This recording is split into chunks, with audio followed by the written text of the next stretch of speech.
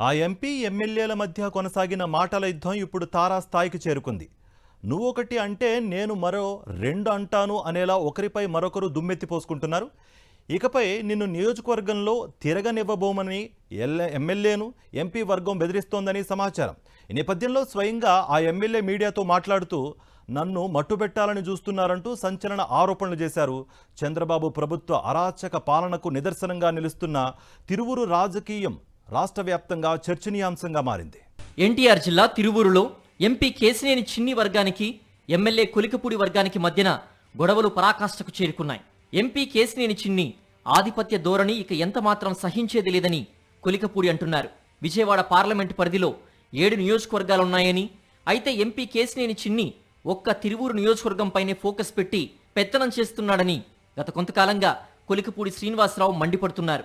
అంతేకాదు ఎంపీ తన మనుషుల ద్వారా మట్టి, ఇసుక, మద్యం, రేషన్ బియ్యం మాఫియా, పేకాట శిబిరాలు నడిపిస్తున్నారని, ఎంపీ కనుసన్నల్లో జరుగుతున్న మాఫియా పనుల్ని తాను బయటపెట్టడం వల్లే తనను టార్గెట్ చేశారని కొలికపూడి విమర్శిస్తున్నారు.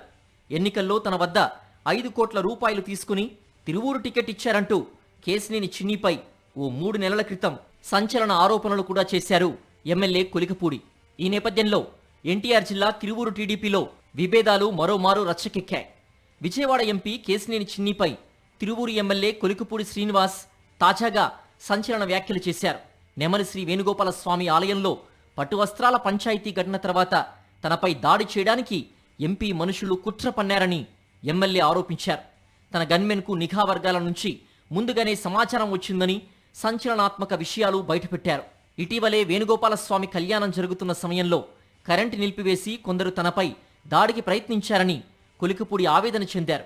అయితే పోలీసులు ముందుగానే హెచ్చరించడమే కాకుండా ఆ ఘటన జరగకుండా అడ్డుకున్నారని అన్నారు. ప్రోటోకాల్ ప్రకారం ఎంపీ కేశినేని చిన్ని చేతిలో నుంచి పట్టు వస్త్రాలు తీసుకున్నానని, అయితే ఆ విషయం ఎంపీకి ఆయన మనుషులకు మింగుడు పడడం లేదని, వారు ఇతరులకు ఫోన్లు చేసి జనాన్ని సమీకరించారని కొలికపూడి ఆరోపించారు. తనను మట్టుబెట్టే కుట్ర పన్నారని అన్నారు. తన ప్రాణాలకు ముప్పు ఉందని ఆందోళన వ్యక్తం చేశారు.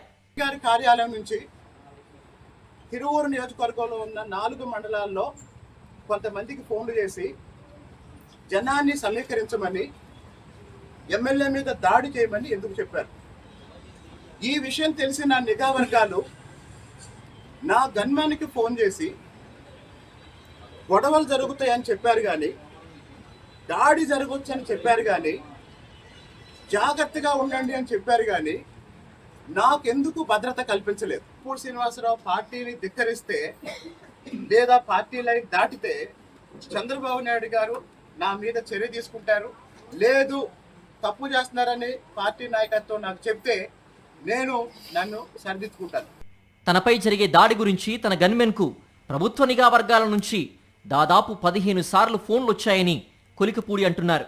అలాంటి సమాచారం ఉన్నప్పటికీ తనకు ఎందుకు భద్రత కల్పించలేదని ఎమ్మెల్యే కొలికపూడి ఏకంగా చంద్రబాబు ప్రభుత్వాన్ని ప్రశ్నించారు.